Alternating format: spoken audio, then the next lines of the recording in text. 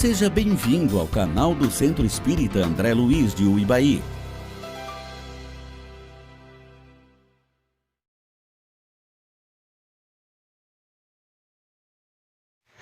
Então, boa noite mais uma vez a todos que aqui estão, a você que está nos acompanhando pelo Instagram do Centro Espírita André Luiz. Sou Rita Machado, trabalhadora aqui da casa, e vamos dar início à palestra de hoje, cujo tema é Consciência e Transformação.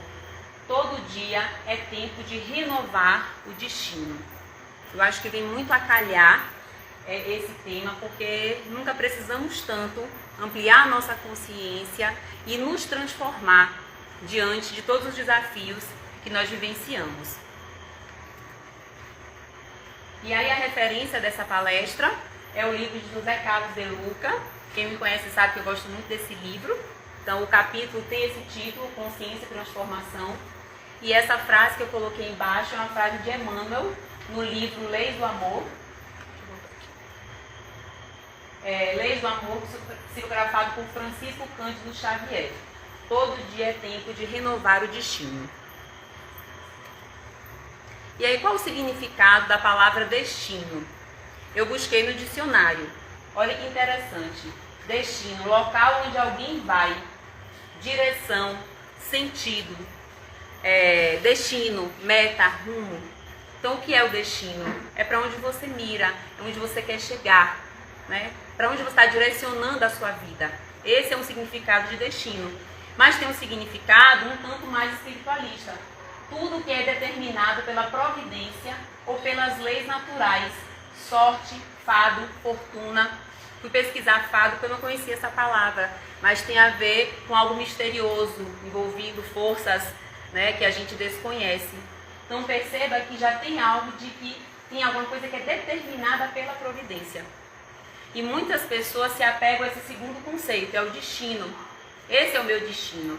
E por quê? Porque se a gente analisar a nossa existência atual, a única existência, parece que tem um destino. Por que as pessoas começam a vida em condições tão diferentes? Umas com riqueza, uma em condições de pobreza, pessoas com algum tipo de deficiência física, com limitações, né? A gente nasce em condições tão diferentes.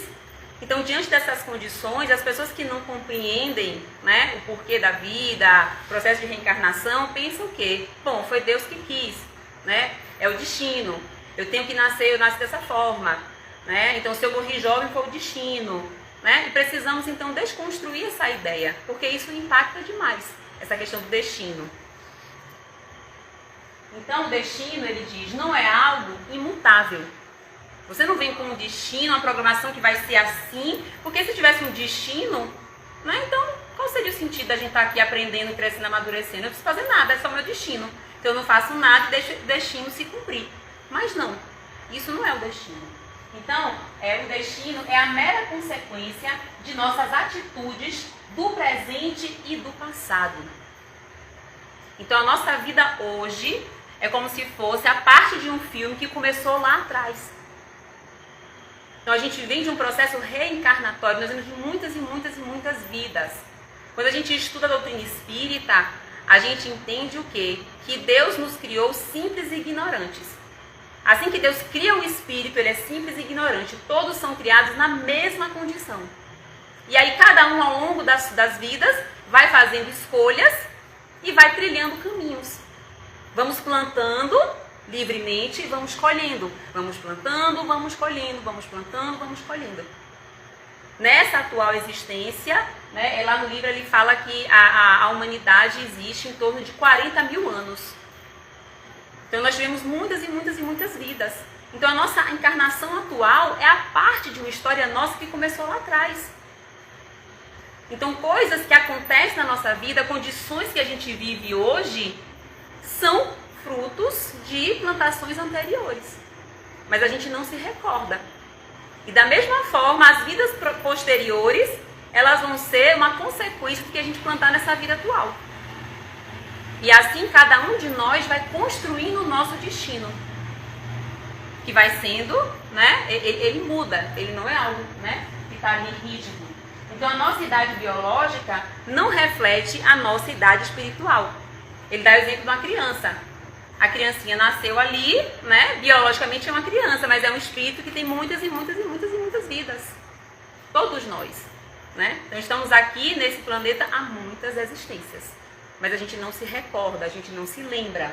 Inclusive, é uma proteção para nós. Porque talvez, né, se soubéssemos de tudo, como estaríamos? Se soubéssemos de coisas terríveis que fizemos em outras existências. De repente a gente vem com um filho e descobre que esse filho a gente assassinou, fez algo terrível, como é? Ou se esse filho é um inimigo nosso de outras vidas. Por que a infância, né, o bebê, essa fofura, né, você vê a criança alegre, né, a infância é tão bela justamente por isso, para que a gente se encante com a criança, né? A gente não sabe quem era essa criança em outras vidas, né, e não precisamos saber porque isso interfere. Nós não temos condição ainda de saber, de fato, o que fizemos em outras vidas. Então o destino é a reencarnação junto com a lei de causa e efeito. Tá? Então existe uma lei que rege a nossa vida, a gente planta, a gente colhe. O livre-arbítrio é o quê? Somos livres para escolher o caminho que queremos seguir. Mas vai ter um momento que vai vir a consequência disso. Tá? E a reencarnação são as vidas que a gente tem para quê? Para que a gente possa ir aprendendo, amadurecendo. Então eu falei nessa vida, vem uma outra vida para tentar novamente. Isso é fruto da misericórdia de Deus. Porque Deus sabe que o processo é lento, que precisamos de muitas oportunidades. E Ele nos dá essas oportunidades através da reencarnação. E aí Ele vai chamar de lei de evolução, lei da evolução, lei de causa e efeito, lei de retorno, que você vê inclusive outras correntes espirituais falam muito disso, né? Do retorno, do karma. Né? Então por que essa lei existe? Para que a gente tenha consciência e responsabilidade diante dos nossos pensamentos, das nossas atitudes, dos nossos comportamentos. Então eu não sei o que eu vivi em outras vidas, mas talvez os males que eu estou vivenciando, os desafios que eu estou vivenciando, tenham a ver com aquilo que eu plantei em vidas anteriores. Não é para a gente se sentir culpado, não é culpa, mas é responsabilidade. É sair desse lugar que muita gente se coloca de ser vítima. Aí eu sou vítima da minha vida, vítima das circunstâncias. Eu escutei muitas pessoas falando essa semana, como é que eu vou conseguir ser uma pessoa positiva se meu ambiente é pessimista, se eu vivo com pessoas tóxicas, meus familiares são tóxicos. Não é fácil viver num ambiente tóxico com pessoas tóxicas. Mas será que eu posso mudar o ambiente? Por que eu estou nesse ambiente? Né? Se eu vivo com pessoas pessimistas e isso me incomoda, talvez tenha algo de pessimismo em mim também. E quando eu vejo no outro, isso me angustia, porque eu queria ser otimista, mas eu sou pessimista. Se eu estou junto com os pessimistas, isso piora. E aí eu vou então excluir todos os pessimistas e andar só com os otimistas? Não. Então eu também preciso trabalhar isso em mim, para que isso não me incomode tanto. Então os ambientes que a gente vive, as angústias que a gente vive, tem muito a ver com as questões que nós temos que trabalhar em nós mesmos. Não é à toa. Tem um textinho de Chico Xavier que circula na internet que ele diz, vocês já viram, estamos no lugar certo, na família certa, no corpo certo, que tudo que a gente vive é o que a gente precisa de fato. E a gente tem que aceitar isso, não para ficar acomodado, tá bom, então eu vou aceitar e vou ficar sofrendo. Não é para isso. Né? Não é esse o objetivo, né? Então, não é uma punição, não é para punir, é para a gente aprender, é para a gente se melhorar. Então, se meu ambiente é pessimista, então eu vou tentar ser otimista. Eu vou tentar, inclusive, influenciar aqueles pessimistas a serem mais otimistas, a pensarem diferente. É fazer diferente. Esse é o convite. Então, a lei de causa e efeito é a regra que rege a nossa existência. Ninguém está livre dessa lei. Aqui a gente planta, a gente colhe. O que acontece? Deus, inclusive, ele ameniza a nossa colheita, a depender do bem que a gente faz. Então pense que em vidas pregressas eu fiz coisas terríveis e venho colhendo os frutos disso. Mas nessa encarnação eu já decido fazer o bem, eu já decido ajudar as pessoas, decido ser uma pessoa melhor, vai abatendo no meu débito, digamos assim. Já ameniza. Então se eu ia colher coisas muito pesadas, já fica mais leve. Por quê? Porque eu já estou tendo uma atitude diferente. E é isso que Deus espera. Né? A gente planta o mal, a gente vai colher, não é para a gente se revoltar, é para a gente sentir. Porque ele vai falar mais na frente que a lei de causa e efeito traz essa experiência. Só quem vive sabe. Sabe aquela história que as pessoas falam assim, quem faz o mal esquece, mas quem recebe não esquece nunca. Né?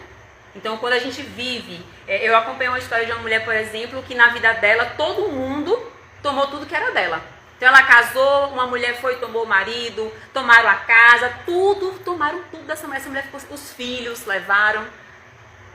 E aí ela frequentava um centro e tudo. Quando ela foi descobrir, em vidas anteriores, ela era uma pessoa que aquele povo que saía roubando todo mundo, levava tudo de todo mundo. Ah, é uma punição? Não. Mas ela praticou isso, ela não tem noção do que é você perder tudo.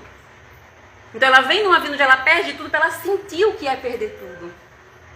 Porque quando a gente sente, de fato, nosso espírito aprende. E a gente leva para outras vidas esse aprendizado também. Então ela pode vir já numa outra vida, nessa vida que ela vai perder tudo, ela já vem mais consciente, é uma pessoa correta, não toma nada de ninguém. O espírito dela já aprendeu, mas precisa viver aquela experiência. Aí quando vive aquela experiência, aí ela vai sentir o que é realmente perder tudo. Então é um processo de aprendizado, não é de punição, mas a gente só aprende vivendo. Quem é mãe aqui sabe, né? Então a mãe tem mais experiência, às vezes vê o filho seguindo certos caminhos, você fala, adianta falar? Não adianta. A gente sabe, a gente também, tem coisa que a gente tem que viver, só vivendo que a gente vai sentir, vai aprender. E Deus sabe disso.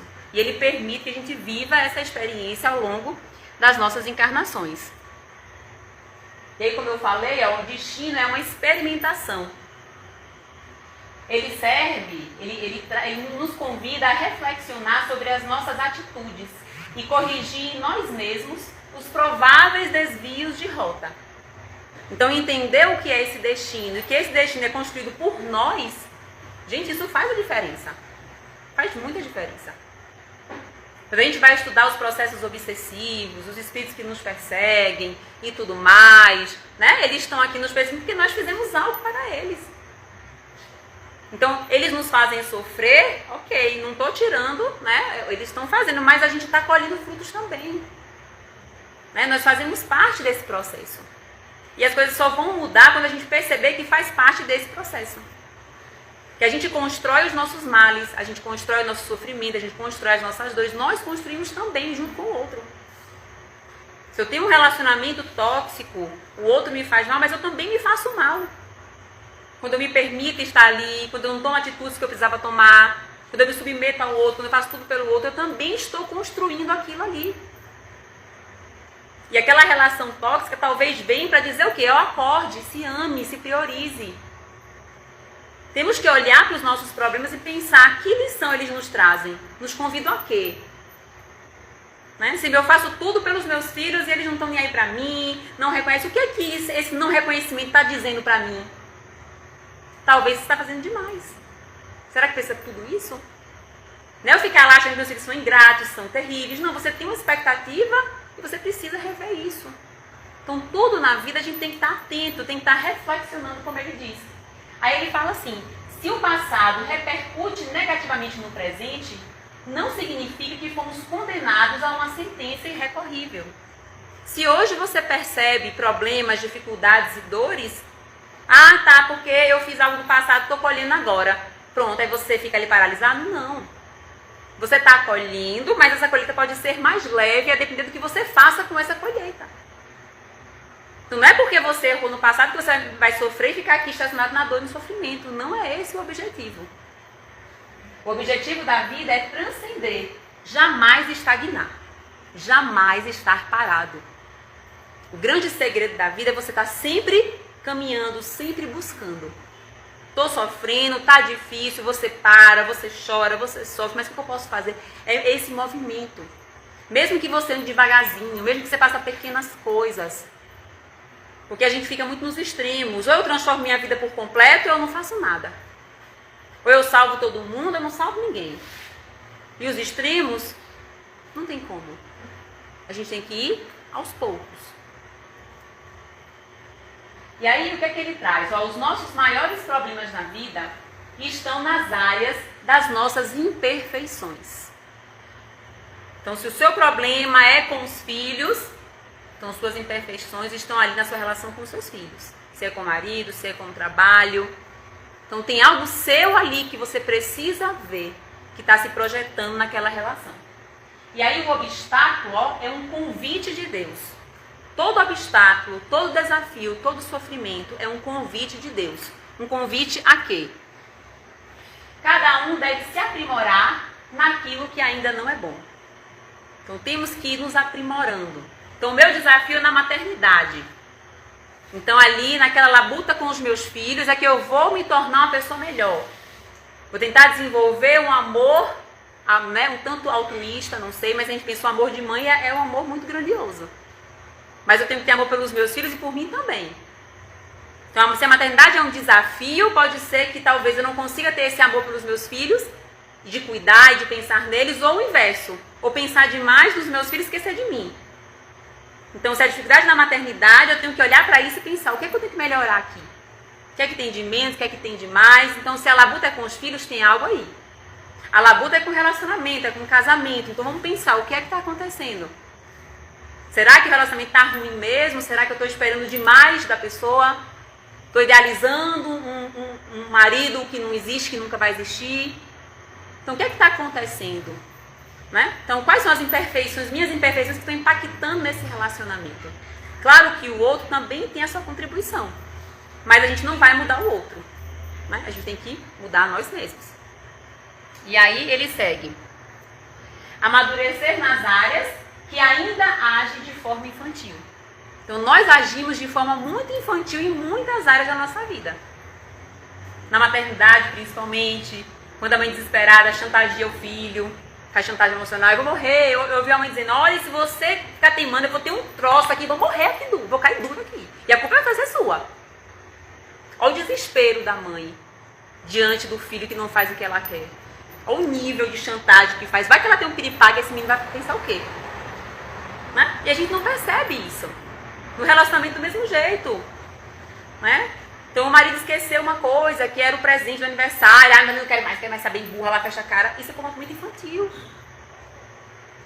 Como é que a gente lida com as frustrações? A gente dá birra aí, ou a gente tenta compreender? Então a gente tem muito comportamento infantil em várias áreas da nossa vida. Muitos. Por mais adultos que a gente seja. Então, o obstáculo serve para isso também.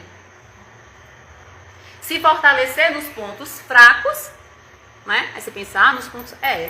porque muitas vezes você está ali sugado, arrasado, se sentindo sem força, sem energia. Você tem que buscar se fortalecer.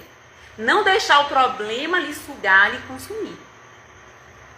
E é tão interessante quando a gente começa a perceber a nossa contribuição naquela situação e você muda, gente, tudo muda. É impressionante. Claro que não vai ficar 100% flores. Ninguém veio para viver flores aqui ainda. Não temos essa condição ainda. Mas melhora muito. Quando a gente para de se vitimizar, quando a gente só para de olhar só o que está ruim, quando a gente decide fazer alguma coisa para melhorar aquilo ali, já muda. Então, os problemas é para mostrar o quanto você é forte. Não para deixar você fraco, não para lhe destruir, mas para mostrar o que você pode. E Deus confia na gente. Ele sabe que nós somos capazes. Aquela história de que Ele não dá um fardo que a gente não consiga carregar é a mais pura verdade. Nós é que não temos noção da nossa capacidade, do nosso potencial. E às vezes você aguenta coisa muito pior, que nem deveria aguentar. E você aguenta. Mas aquilo que você tem que lutar, você não luta. Pode observar. Você vê muitas mães, mulheres, eu falo mulheres porque é o público que eu mais tenho contato, que estão ali sobrecarregadas, cuidando de casa, de filho, de marido, de trabalho. A mulher faz coisa que só... Você não descobre que um ser humano faz isso tudo. E se acha fraca, não se acha capaz de fazer uma mudança, de se colocar, de dizer, eu não tenho força. Como que você não tem força? Quem faz tudo isso aí é o quê? Tem. Mas talvez a gente acaba gastando nossa energia com o que não deve. É como eu falo às vezes, você está lutando a luta errada. Gastando forças por uma luta que não vai levar a nada. Mas nós somos muito mais fortes do que imaginamos. Então ele diz, o obstáculo também serve para a gente agir de modo mais amoroso e menos egoísta. Gente, o egoísmo é tão presente na nossa vida, mas tão presente que a gente não percebe.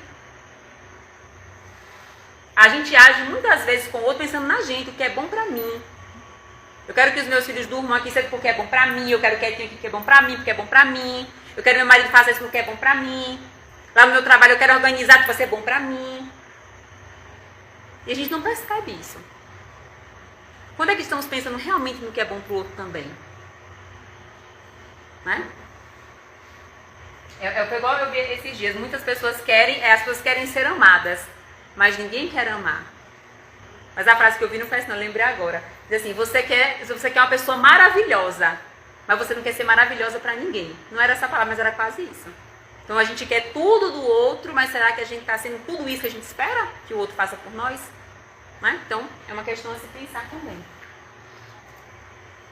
Ser mais responsável por si e menos dependente dos outros. Aí você fala, não, eu sou independente. Mas essa dependência não é só uma questão de depender do favor, do dinheiro do outro, não. Mas depender de que o outro me trate bem para eu ser feliz. Depender de que eu estou num ambiente em paz, eu fico em paz. Se eu chegar em casa e tiver todo mundo em paz, marido, filho, eu vou estar em paz. Se eu chegar lá e tiver os filhos lá possuídos, marido, eu vou estar, vai ser terrível. Isso é uma dependência. Eu só vou estar bem se o ambiente for favorável. Se não for, eu não vou estar bem. Então eu tenho uma dependência do ambiente. Eu não me responsabilizo por aquele ambiente. Tá um caos. O que eu posso fazer para melhorar aquilo ali? Para não me contaminar com aquele caos.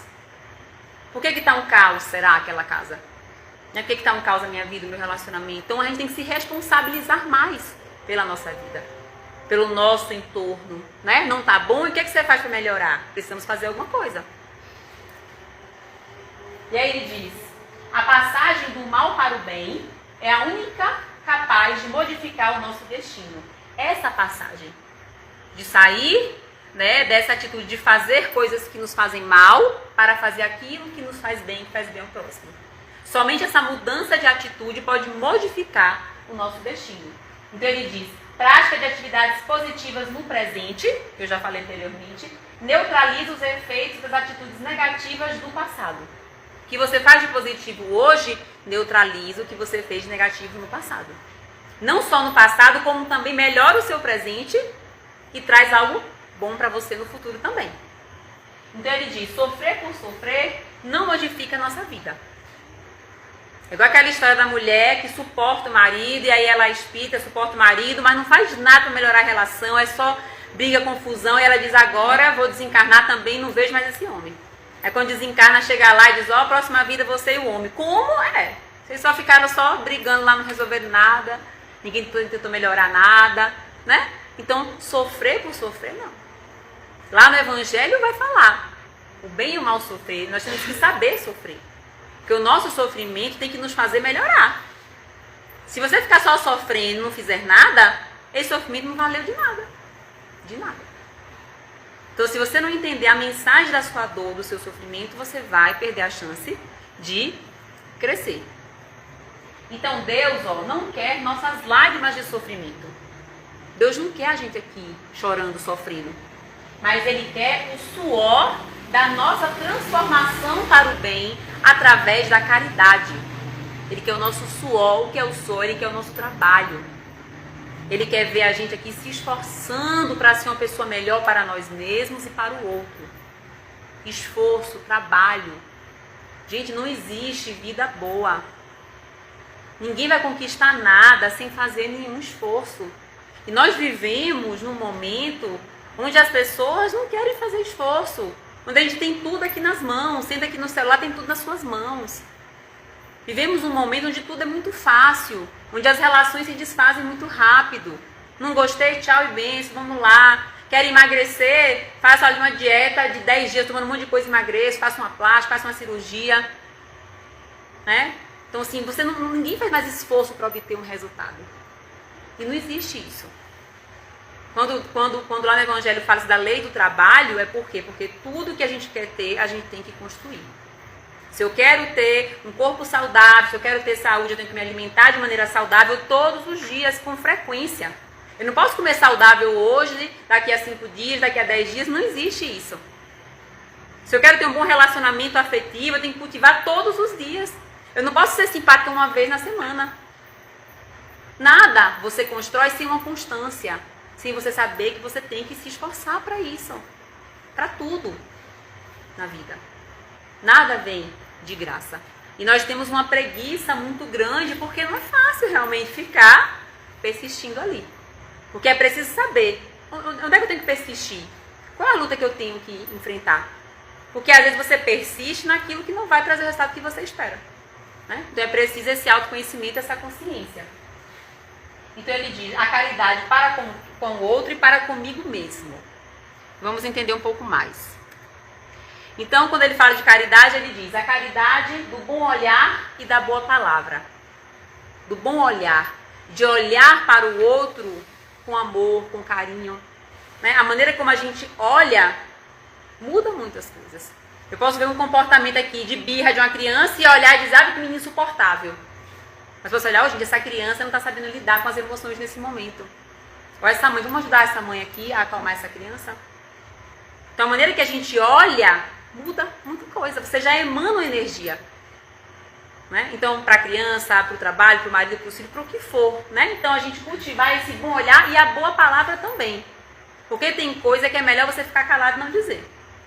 A gente que mora aqui no interior sabe, né? Sai na rua, quando você escuta sem necessidade? Né? Que a pessoa é desagradável, faz uma pergunta, fala coisa que você... O que é isso? Né? Então, a caridade do bom olhar, da boa palavra é muito importante. A caridade de ouvir o desabafo de um desesperado. Né? De alguém que está ali angustiado. Ah, ela vai falar esse negócio de novo, meu Deus. Né? Será que eu não posso parar, ouvir aquela pessoa naquele momento? Estou atrasada para sair, mas chegou aqui. Né? Essa questão da empatia. Não é que você vai ficar aqui ouvindo todo mundo. Entendo que não são os extremos. Né? Mas tem um pouco de empatia para com aquele que nos procura em muitos momentos. Né? Angustiado, desesperado. Caridade do esquecimento das ofensas. Do socorro àquele que passa pela provação. Né? Quando eu falo esquecimento das ofensas, não é que você vai esquecer, porque esquecer é da memória. Né? Se você tem memória, você não vai esquecer, mas relevar. Relevar aquela ofensa, relevar, falou, estava nervoso, estava angustiado naquele momento. Né? Se for alguém muito próximo do seu convívio, passando a raiva, você fala, e aí, fulano, foi o que você falou aquilo, como é? Porque fazer isso faz bem pra gente. Se alguém me ofende, eu fico com ódio mortal e remoendo aquele miserável, não sei o que, né? Ó, você vai se contaminando com aquela energia. Então não é caridade nem com o outro, nem com você. Então esquecer as ofensas é você ser indulgente, é você relevar, tentar entender, sair de fininho, né? Não se contaminar com aquela energia. Caridade da paciência e da compreensão para com as pessoas que nos são difíceis. Esse é difícil, né?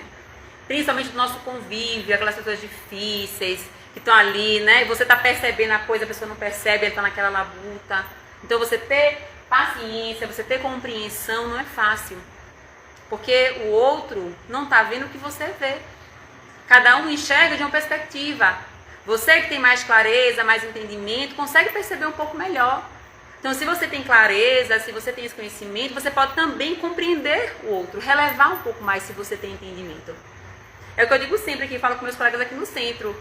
Eu fico pensando, gente, se a gente que está aqui estudando, que tem esse conhecimento, esse esclarecimento é tão difícil, como é que eu vou exigir para alguém que não tem esse conhecimento, tem a atitude que eu espero, se eu que tenho, às vezes não consigo ter aquela atitude que eu gostaria de ter? Né? Então não é fácil. Então a gente entende que cada um está num patamar evolutivo. E, não menos importante, a caridade comigo mesmo, que me estimula a cuidar de mim com todo o amor que eu mereço. A caridade conosco. Aí a caridade conosco não é você estar ali se achando, não. Sabe? Mas esse amor, esse carinho com você, com as suas dificuldades, com as suas dores, com os seus limites. Porque em quantos momentos a gente sente raiva da gente mesmo? Eu não queria estar passando por isso, eu queria pensar diferente, eu queria ser assim, sabe? Você não tem aquela paciência com você. Então essa caridade, ela é importante. Ele diz, enxergar-me com bons olhos, tratar-me gentilmente, estimular-me positivamente para enfrentamento de uma vida cada vez mais cheia de desafios. Por que ele fala cada vez mais cheia de desafios? Porque a vida é igual à escola. A gente vai progredindo. Passa de série, então vem assuntos mais difíceis. Passou de série, mais difíceis.